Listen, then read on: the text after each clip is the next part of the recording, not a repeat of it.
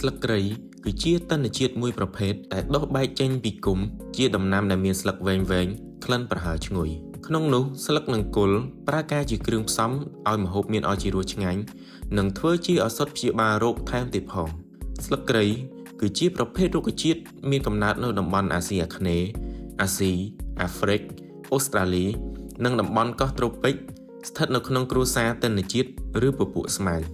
ដើមរបស់វាត្រូវបានគេប្រើជាភ្នាក់ងារក្លិននិងរសជាតិដែលជាគ្រឿងផ្សំទូទៅក្នុងការចម្អិនម្ហូបរបស់ជនជាតិអាស៊ីស្លឹកគ្រៃមានគុណប្រយោជន៍ជាច្រើនចំពោះសុខភាពដោយសារវាមានសារធាតុគីមីរ៉ែនិងវីតាមីនដែលត្រូវបានឲ្យគេដឹងថាមានសារធាតុប្រឆាំងអុកស៊ីតកម្មនិងការពារជំងឺ